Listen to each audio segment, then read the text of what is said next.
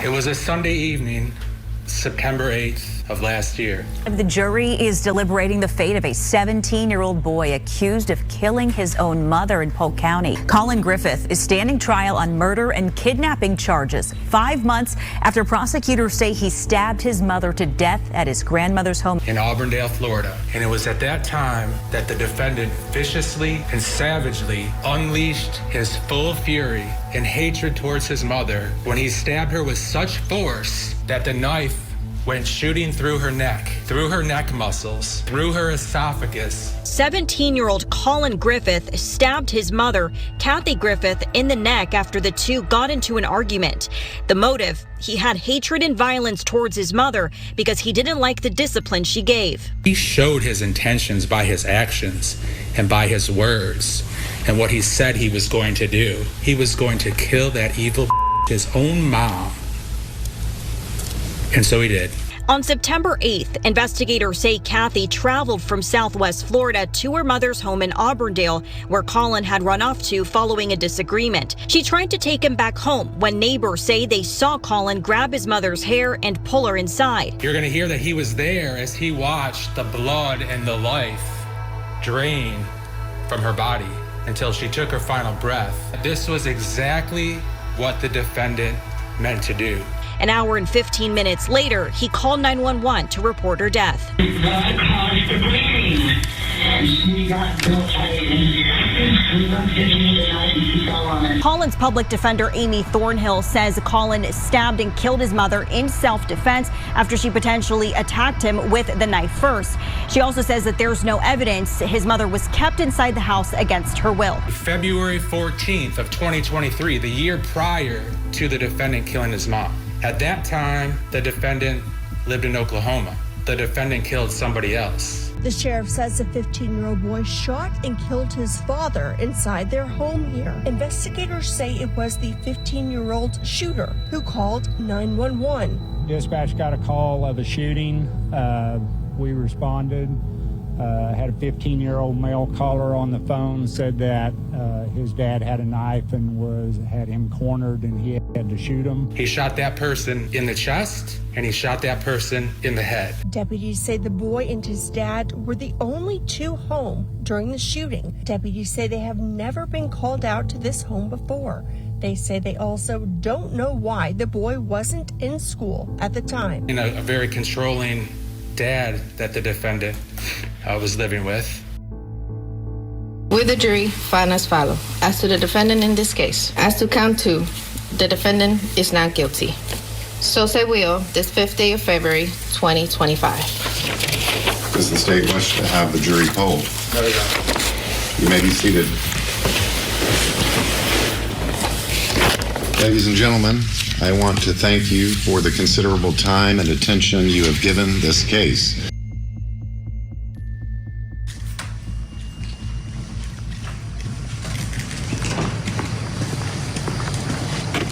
Let's see who's there with him.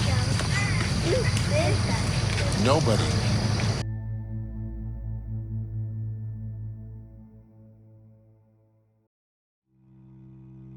Charles and Catherine had been married for 20 years before their relationship officially ended in May 2020. The divorce wasn't just a matter of irreconcilable differences.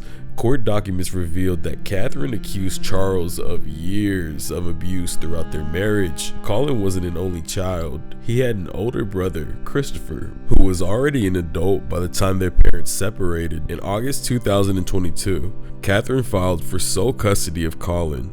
She claimed that since December 31st, 2019, Charles had completely cut her off of all contact with her son. Catherine accused Charles of manipulating Collin, poisoning their relationship by speaking negatively about her, and stalking her social media to find anything that could discredit her. Catherine, who worked as an online school teacher, also claimed Charles was harassing and stalking her, which she said left her struggling with chronic PTSD. She even requested a no-contact order against him. Things only got darker. Catherine alleged that after Collin told his father he was gay, Charles wouldn't let him leave the house, not even to attend school. She urged the court to force Charles to take Collin to therapy, warning that the emotional abuse and isolation were likely causing long-term damage to their son's mental health.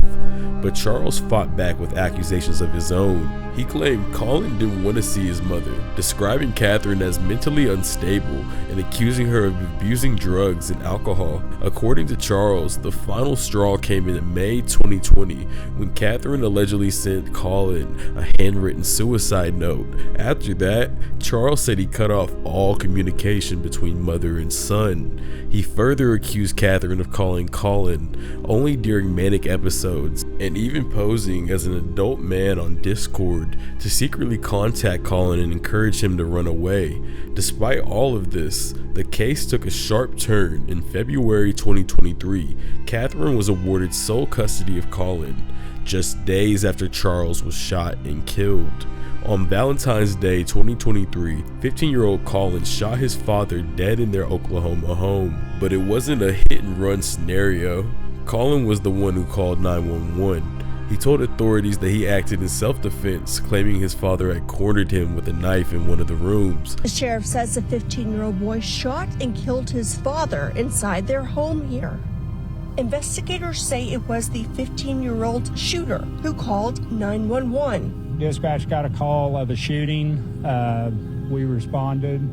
Had a 15-year-old male caller on the phone, said that his dad had a knife and had him cornered and he had to shoot him. Deputies say the boy and his dad were the only two home during the shooting. The dad died at a local hospital. Dad has a girlfriend, a fiance that was at the grocery store, and so she's returned since then, and we've talked to her.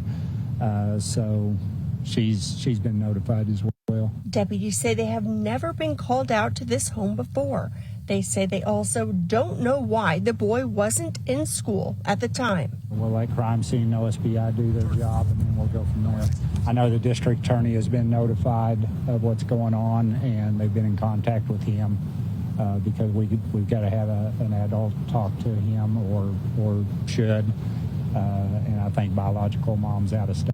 Investigators say there were several guns inside the home. There are several firearms in there, so I don't know. We haven't done any kind of trace or anything on that yet, but there is lots of guns in the house. The sheriff says the usually quiet community is safe. Everything's safe, scene's safe.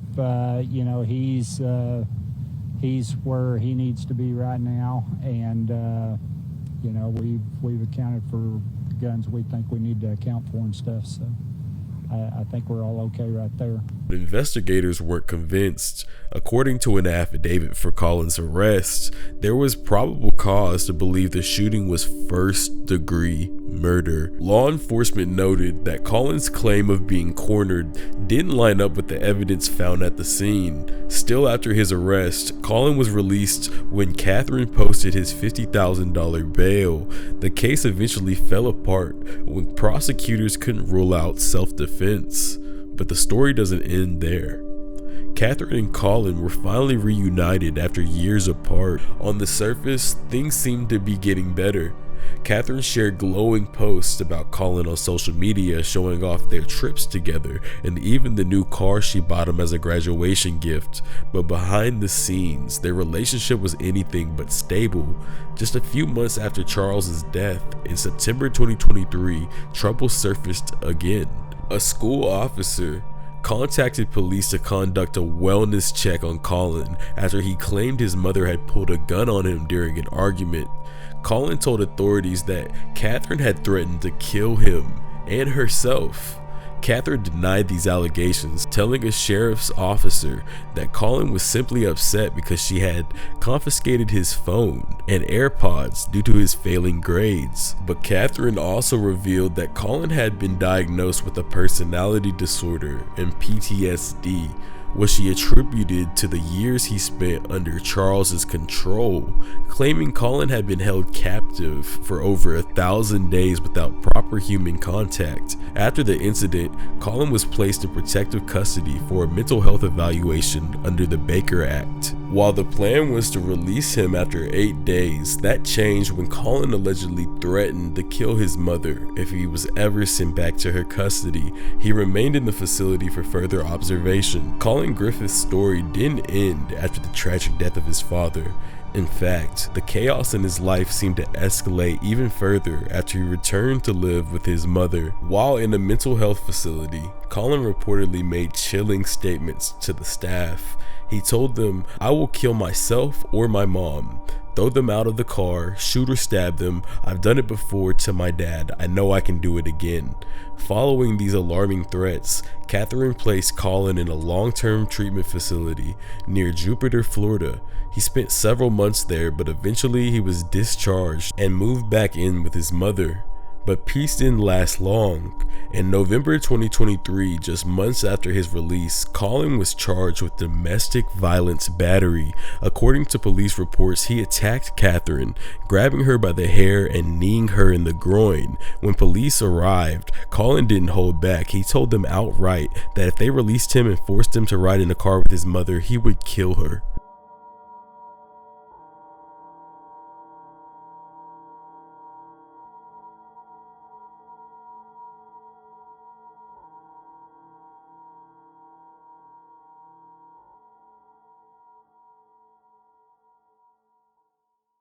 If he's gung-ho that you have to die, or he wants to kill you, that's my concern. I don't know why he said that I need to die.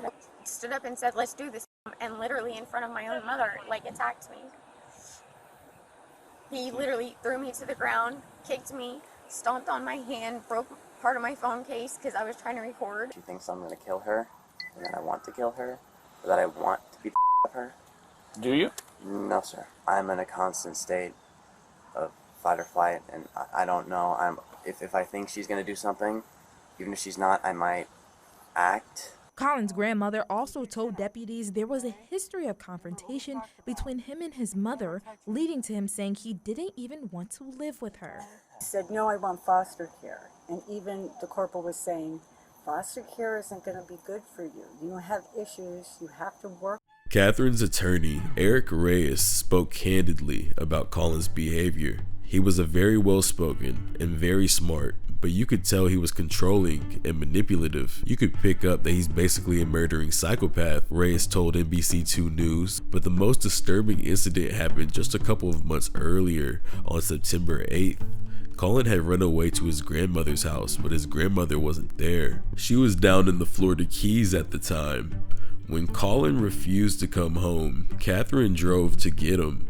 Neighbors recalled seeing them outside, arguing in the front yard around 4 p.m.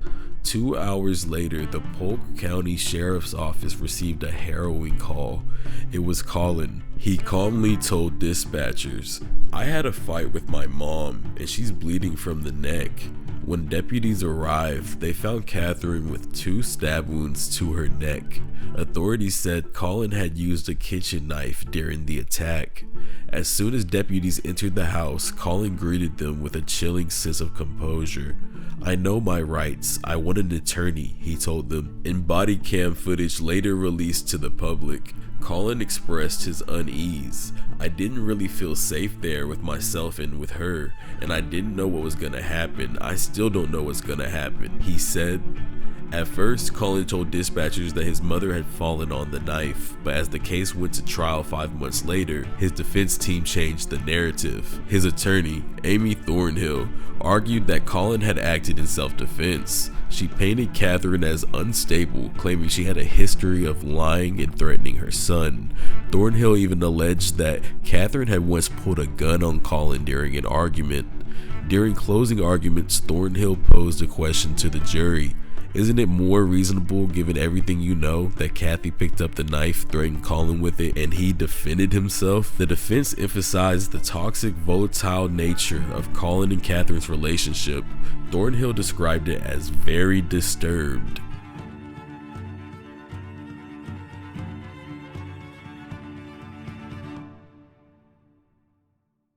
Case here. A 17-year-old boy, once arrested for killing his father, is now arrested for killing his mother in Polk County. Her killing happened Sunday evening in a 55 and older community in unincorporated Auburndale. And Fox 13's Kyla Byron tells us about the young suspect who the sheriff is calling a violent predator. In a shocking twist, the sheriff says Collin Griffith was arrested back in February of 2023 for shooting and killing his father in Oklahoma. Those charges were later dropped. It was really a sad day. Kay, a resident of the Hamptons community, told Fox 13 she was house sitting for her neighbor who was away in the Florida Keys. Her neighbor's 17-year-old grandson, Collin Griffith, arrived on Saturday, and shortly before 3 p.m. on Sunday, his mother, 39-year-old Catherine Griffith, arrived, and the two got into an altercation. They were yelling at one another, and he grabbed her and drug her in the house, and like I said, I don't know what happened on the inside. I really don't. I feel so sad for the mother. I mean, the grandmother. You know, she's a friend of mine, and I feel really, really bad for the whole family. Investigators say Collin called 911 for help around 6 p.m. after saying he and his mother had gotten into a fight. He claimed his mother lunged at him with a knife and then fell on it, which caused a deep stab wound to her neck. However, Sheriff Grady Judd says this couldn't have happened. It's important to understand, when you look at this, you see a kid. When I look at him, I see a psychopath. Collin was arrested and charged with first-degree murder. After digging into his past, investigators discovered he shot and killed his father in Oklahoma in February of 2023 after claiming his father pulled a knife on him. Those charges were later dropped. Was there anything else that could have been done? Because had Oklahoma been able to act, Catherine would be alive and well today. The first day of Collin Griffith's murder trial set the tone for what would be a deeply unsettling case. Before opening statements even began, Collin made a surprising request. He asked to be excused from the courtroom during the playing of his own 911 call, the same call where he claimed his mother, Kathy Griffith, had been hurt after falling on a knife. But prosecutors painted a much different picture. I recall that during the hearing regarding the 911 call that was placed in this case, that you asked to be excused from the courtroom. And is that your desire when it's played during the trial? Yes, sir. You understand you have the absolute right to present for the entirety of these proceedings, including the presentation and publication of evidence before the jury. You understand that? Yes, sir. Have you had an opportunity at some point in the past to listen to that recording? No, Your Honor, but I don't have a desire to. You understand you have the right to examine. In their opening statement, they didn't hold back. Prosecutor Mark Levine described the brutal nature of Kathy's death, telling the jury that Collin stabbed his mother with such force that the knife went through her neck and out the other side. Levine laid out Collin's history of domestic violence, highlighting his volatile and often violent relationship with his mother, but the defense was ready to fight back. Collin's public defender, Amy Thornhill, wasted no time shifting the focus onto Kathy. She told the jury that Kathy was unpredictable and erratic and prone to sudden rages.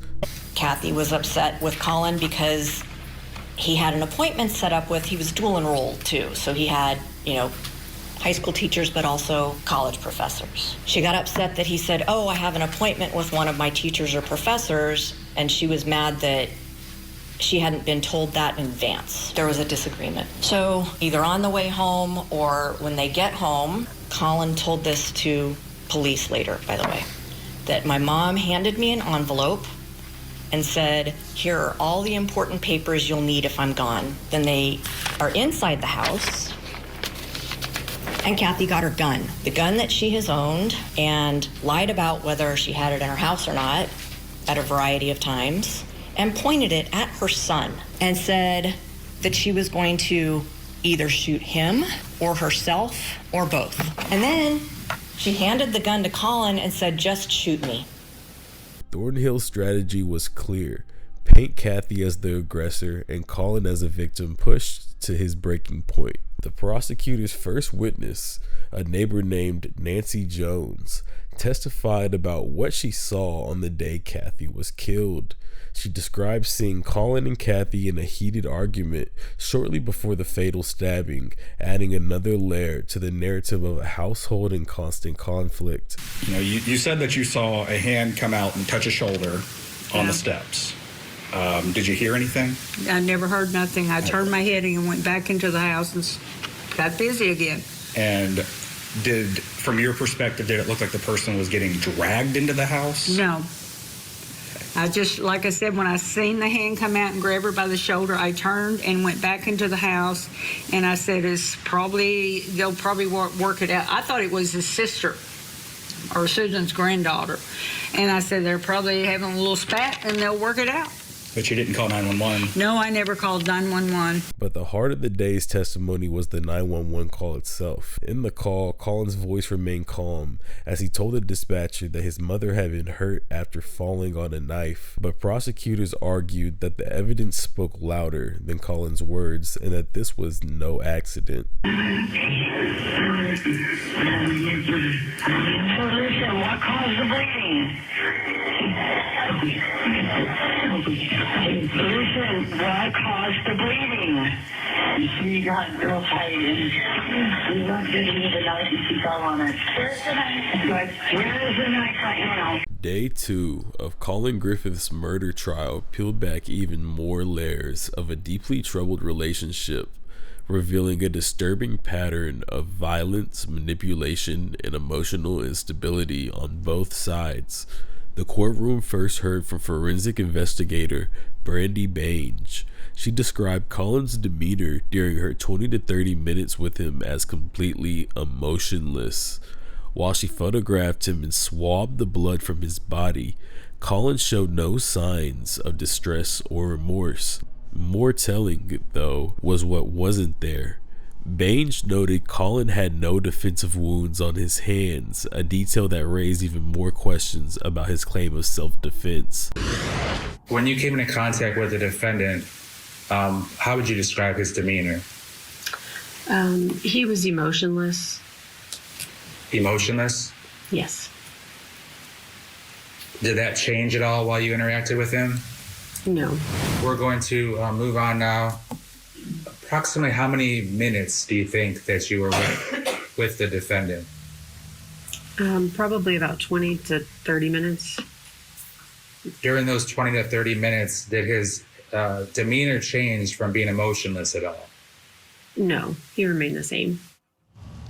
Next up was Sergeant Michael Schneider, who testified about an early encounter with Collin at a behavioral crisis unit. Schneider recalled being dispatched to help with the release of a potentially violent patient, Collin. But before he could even assess the situation, Collin approached him directly and said, "I need to be Baker acted."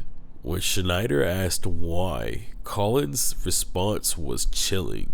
"Either I will kill myself or my mother." Deputy Alexander Sharp also took the stand, sharing his experience dealing with Collin, his mother, and his grandmother. He described Collin as calm and collected, but Kathy was another story. She appeared nervous, quiet, and visibly scared of her son. Sharp documented injuries on Kathy, including redness and bruising on her stomach. According to Kathy, these injuries were from Collin kneeing and kicking her.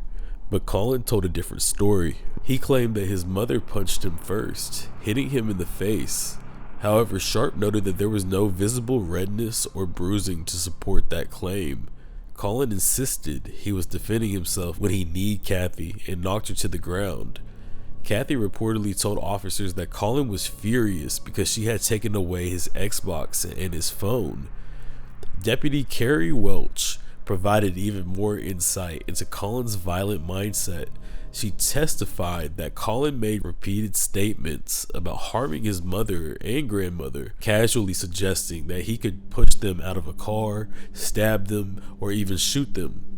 "I've done it before," he said, "and I know I can do it again." Welch clarified that when Collin said he had done it before, he was referring to killing his father. Following these statements, Welch placed Collin back under the Baker Act. On cross-examination, she revealed that Collin felt unsafe at home and preferred to stay at the mental health facility rather than return to his mother. Detective Lacey Venaniani testified that she had heard Collin make threats to harm or kill his mother on multiple occasions. While she admitted that Kathy was sometimes too soft on Collin, she also believed Kathy loved her son deeply, so much that she seemed willing to accept the risk of living with him if it meant that they could be together. Despite these dangers, the Department of Children and Families eventually returned Collin to his mother's care, but Detective Venaniani made it clear, if it were up to me, they wouldn't have lived together. She didn't believe Kathy and Collin should have ever shared the same home. Collin expressed similar sentiments. He told Venaniani he'd rather be in jail, a psych ward, or foster care than live with his mother. The detective also revealed her personal connection to Kathy, stating she knew about Kathy's history of suicidal threats and attempts, as well as the abuse that Kathy had endured from her ex-husband, Charles. Still, Venaniani painted a complex picture of Collin. She described him as manipulative, particularly when dealing with his mother, but respectful towards his grandmother and anyone who bought him things. Collin loved the perks Kathy provided: cruises, unlimited Starbucks, video games, a cell phone. But when it came to simple tasks like taking out the trash, he'd fly into a rage if asked. You came to learn quite a bit about everyone's background, right? Yes. Okay, especially Kathy. Yes. And did you actually seek out information about Kathy's past in your efforts to provide resources to both her and to Collin? In the beginning, yes. So you became aware of some prior involvement that Kathy had with DCF, right? Yes. And it's fair to say that in most, if not all, of those prior DCF involvements, it involved Kathy being violent or aggressive towards other family members. Yes. And many of her actions that caused DCF to become involved were committed in front of her children. Most of them that I recall, yes.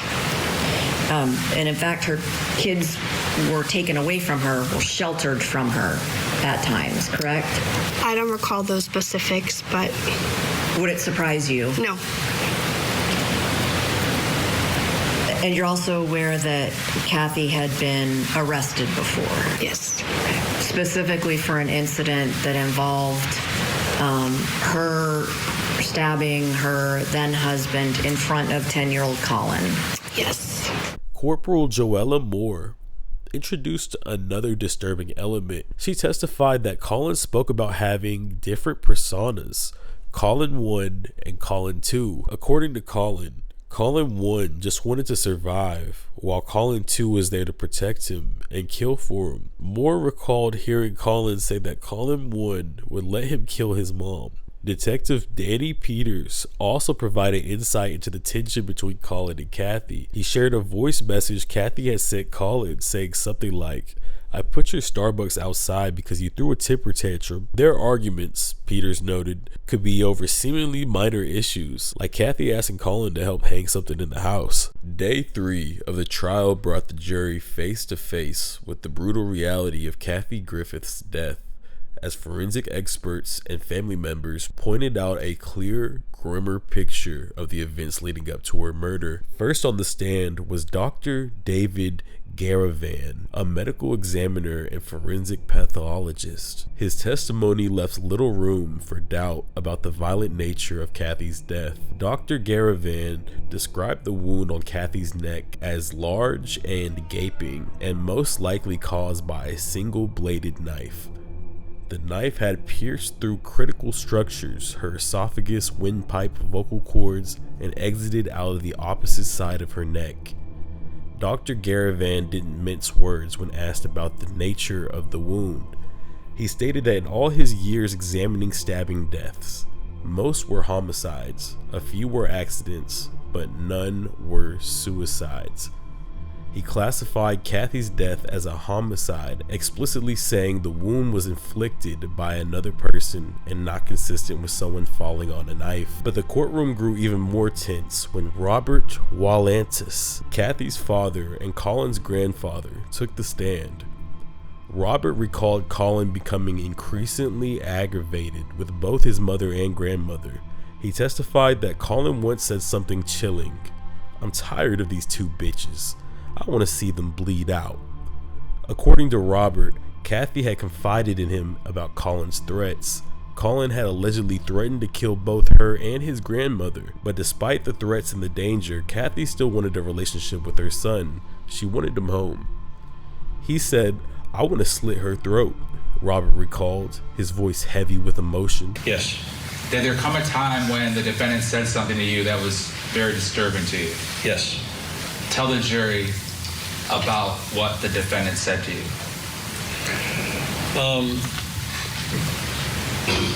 My grandson was very aggravated at his grandmother and his mother. He said, "I am so tired of these two bitches. I'm disgusted." He said, "My mom,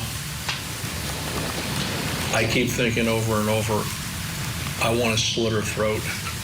I want her to bleed out. I want to smell the blood. I want to feel the blood. I want to feel the life and the blood leaving her body." Now, when he said that, what went through your mind? I needed to take a deep breath and do what I could to discourage that thought, because thoughts become words, words become actions. What did you say to him in response? I said, "Collin, I love you, buddy, but you can't have those kinds of thoughts and focus on them and then speak them, because you will cause them to become reality. Please think positive things about your mom, about yourself, and about a good future together." Now, at any point, did you warn your daughter about what the defendant was wanting to do to her? I did, but I did not use the exact words because there was so much malice. Objection, Judge. Now, explain to the jury, were you concerned that if you used the exact words the defendant said that he wanted to do to his mom, that might negatively affect their mother-son relationship? It would, and I was afraid it would actually give her nightmares.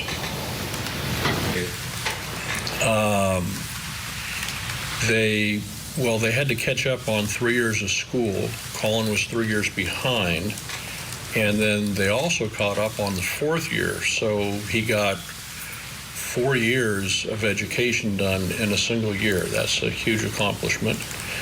They went to Australia, Central America, the Caribbean. She wanted to give him... Now, Mr. Wallantis, what was your daughter's profession? She was a teacher.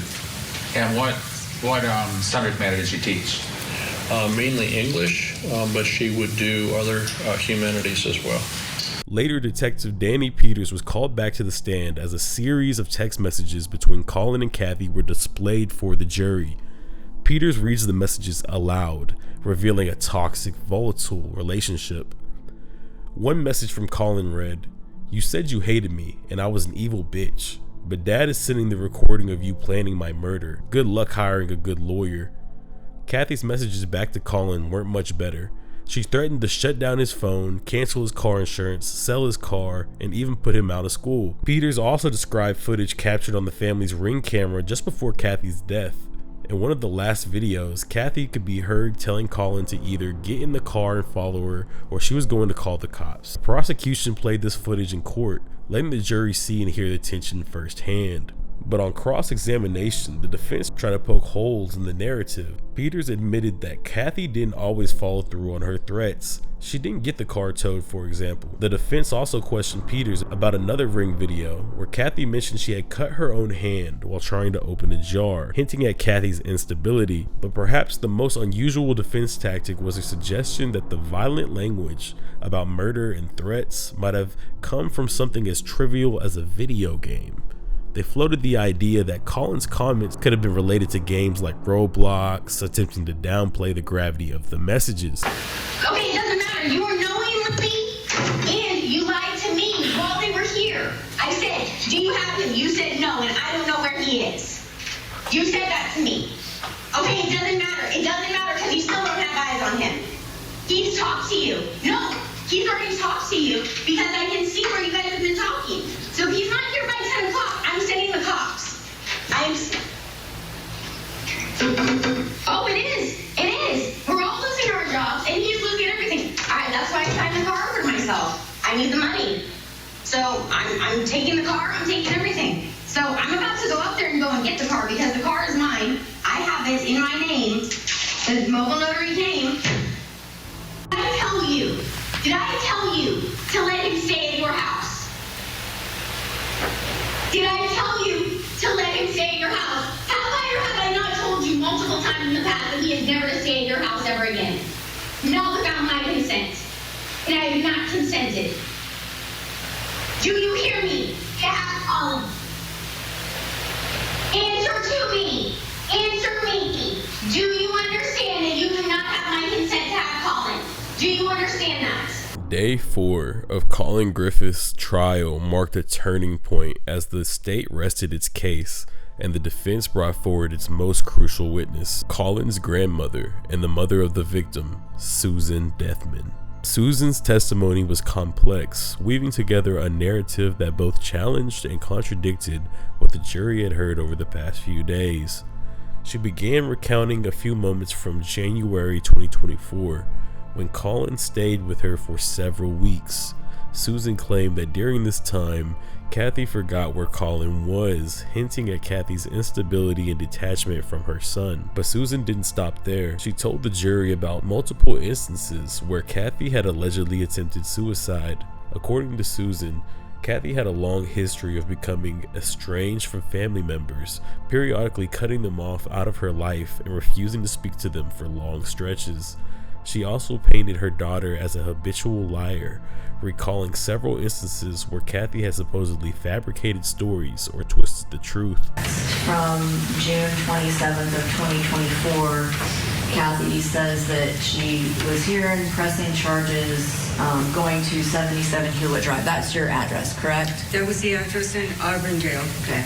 To check on you and to pick up Inaki for charges of attempted murder and assault against you. Meaning she's claiming that Inaki actually tried to murder you, correct? Yes. Is that true? No, he's never tried to murder me.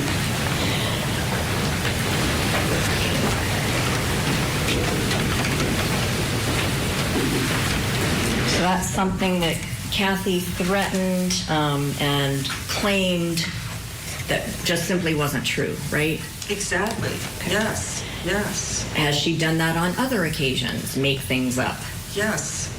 Yes. She made up that I was diagnosed with Lynch disease. She also made up that John Paul Volantis had been neglecting his child, right? Yes. Has she ever made anything up about Robert Volantis? Yes. What did she make up about Robert Volantis? When she was younger, she said that Robert raped her. And how do you know that that's not true? It went to court, okay. So I don't know. Did she ever tell you that she had made it up? Oh, yes. Later, as an adult, she told me she had made that up. But the most explosive part of Susan's testimony was her claim that Kathy had been violent toward Collin. She described how Kathy would beat Collin with a belt, forced him to do push-ups, and even made him hold a weight over his head while running in place as a form of punishment. Susan alleged that Kathy once went so far as to hand Collin a gun and tell him to kill her. She also mentioned Kathy's resentment towards parenting responsibilities, claiming Kathy would complain about having to get up early just to take Collin to school. On cross-examination, the prosecution didn't waste any time pressing Susan on her loyalty to Collin. They questioned why she wasn't more afraid of her grandson, especially given his violent past and the fact that he had already killed before. But Susan stood firm. She admitted that she spoke to Collin on the phone 3 times a week while he was in jail. She encouraged him to pray, read the Bible, and even gives him advice on his diet. She's a dietitian after all. Susan made her feelings clear. She loves her grandson and she doesn't believe he murdered Kathy. But the prosecution wasn't done. They questioned Susan about Kathy's traumatic past, including the fact that Kathy was impregnated at the age of 13. They accused Susan of being quick to throw dirt on her dead daughter, implying that her testimony was less about the truth and more about protecting Collin. Yet Susan had admitted that there were moments when Kathy seemed genuinely invested in her son's well-being. She recalled that when Collin lived with his father, he wanted to be with his mother, and Kathy wanted to improve his life. She was happy when he wanted to live with her because she felt that she had missed out on so many years of his childhood, but the peace between them was short-lived. Susan described a dinner conversation where Kathy threatened to take Collin's Xbox and phone. According to her, Collin became furious and wanted to fight Kathy over it. She also admitted that Collin had taken a small kitchen knife from her home, claiming he needed it. Later that day, Kathy confided in Susan, saying she feared for her safety. After Susan's testimony, the defense rested its case. The trial now moves towards its final phase, with closing arguments scheduled for Tuesday, February 4th. The jury will soon decide whether Collin was a victim of his circumstances or a cold-blooded killer. Today here in court in front of the jury, you've talked about that you were concerned that Kathy was going to attack your grandson, and then you listed a bunch of different weapons. Weren't you more concerned that your grandson, who had killed someone before and had been violent countless times with your daughter, weren't you concerned that he was the one that was going to attack your daughter? No. He had not been violent countless times with Kathy. Kathy had been violent with him countless times. Okay, let's talk a little bit more about Kathy. Now, it sounded like she had some mental problems. Is that correct? Yes. Now, you would probably agree that it didn't help that she got impregnated when she was just a child, correct? She was 13. She got impregnated when she ran away from the Hope House, and they found her in the hotel with her boyfriend. It didn't help that she was damaged goods, and he didn't want anything to do with her. Ma'am, it sounds like you're really quick to try to throw dirt on your dead daughter. Would you agree with that? No, not at all. My dead daughter did the best that she could. We have a problem in this country with addressing mental health. We all know that. And that's what she had. She had mental health issues. At times, she was the greatest person on the world. Very intelligent. I appreciate that, ma'am. I appreciate that. Now, your daughter worked as a teacher for many, many years, correct? Yes, she did. At a certain point, she let one of her students move in when she was married to her ex-husband, Chuck, correct? Yes. And then, unfortunately for your daughter, Chuck took advantage of this underage student, is what is believed to have happened, correct? And Judge, I'm going to object to the relevance of all this. And it was believed that Chuck had an inappropriate relationship with this student. Are you aware of that? With a yes or no answer, if we can start at that place, I'd appreciate it. Are you aware of that? Yes. And you were not a big fan of Chuck, as it ended up being the divorce, correct? For how he treated her, from how he impregnated her as a child through the years, being physically, emotionally, and mentally abusive to your daughter. I can't imagine you were a fan of that, were you? No, Robert was the one that was a fan of Chuck. Now, ma'am, I understand that you hate your ex-husband. I don't hate him. Well, it sounds like you're throwing stuff about Robert in a lot. You just asked me if I was a fan, and I wanted to tell you who in the family was. I knew Chuck from the time he was... Ms. Detman, I'm sorry. that's the point. He gets to ask the questions. I'm sorry. Now, your response when this was going on, when law enforcement made contact with you, was that you didn't know that Collin was a psychopathic killer, correct? I never said that. Never. Law enforcement analyst guest, retired FBI special agent and the host of Break the Case, Jennifer Coffinduffer, on the show with us. What are you thinking? Well, right now, I'm really just assessing point by point this mother's testimony. And Julie, from the moment she started testifying, her eye contact was so poor. She was looking down as if she was reading to even say the names of her children, which I found very odd. And then as she continues to testify, you can sort of see, in my opinion, the anger seething from her, not only against her ex-husband, but also against her daughter. And then I think surprising, the defense attorney describes how they had no relationship. In other words, her relationship with her daughter was estranged.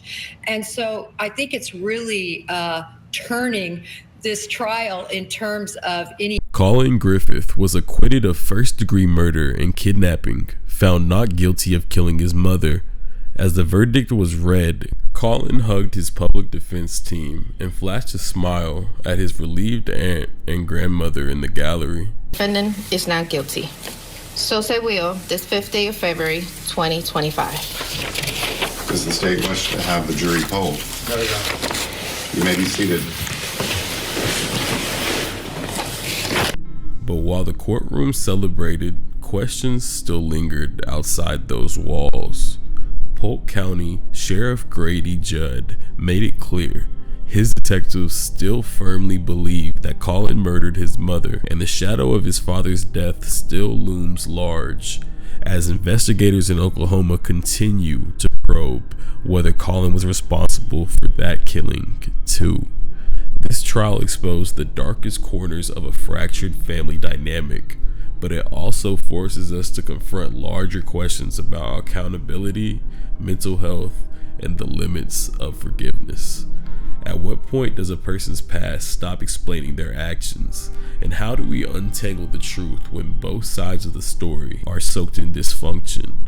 Collin Griffith may have walked free, but the damage is already done. 2 lives lost, a family shattered, and a haunting reminder that sometimes the people closest to us are the ones we fear the most. What do you think? Was this truly self-defense or something far darker?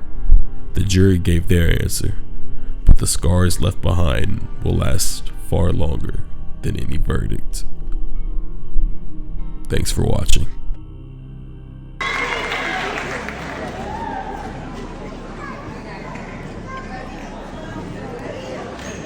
Collin Griffith.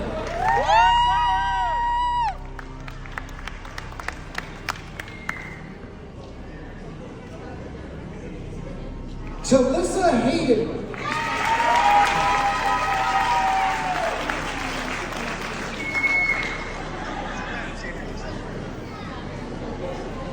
Logan Heath.